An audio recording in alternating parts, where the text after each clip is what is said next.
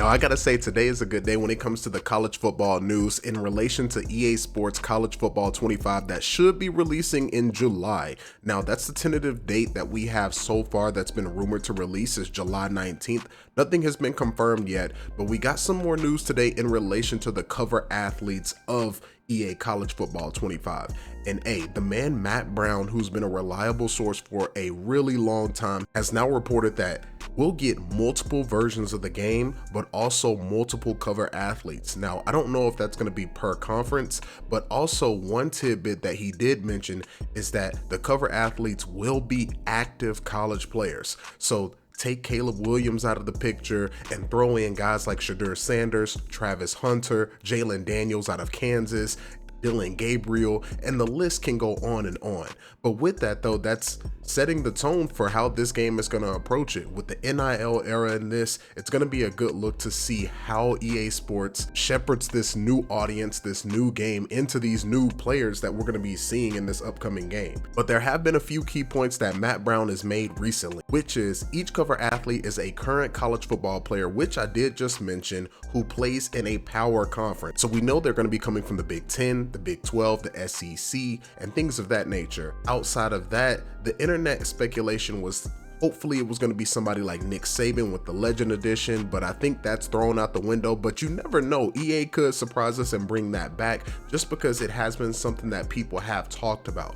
It could have been previous Heisman winners, but who knows, we may get a Heisman edition, being that the Heisman is now going to be represented in the game outside of any of the other awards that are not going to be in the game this time. Matt Brown did leave us with one tidbit though, that all the athletes that will be on the cover will all play different positions. Now, I don't know if this is confirmed or for sure, but he's been very reliable in the past. And so with that, we can take this with some type of credibility.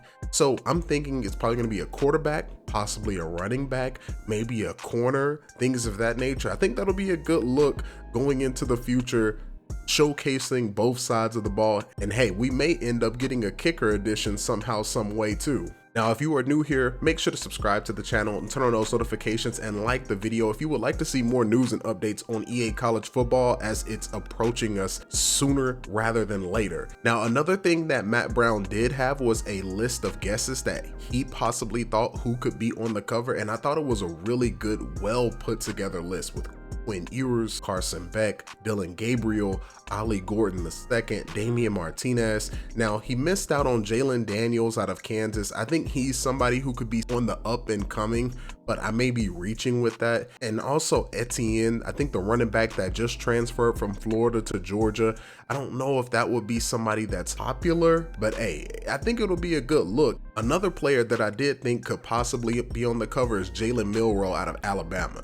Hey, he is popular and he's unique to his style of play, so I think that'll be a good look. In other news though, we will have a significant player base with over 10,000 players opting into EA Sports College Football 25, including widespread interest and participation in the game. So I think that's going to be such a good look to actually get the names of the players and be able to use them as we're playing through our careers, our franchise, and things of that nature. It's also good to know that NIL will be integrated into the game somehow, some way. I do wonder how NIL will impact gameplay and immersion, especially in our road to glory, right? What are the pros and cons of staying at a school all 4 years?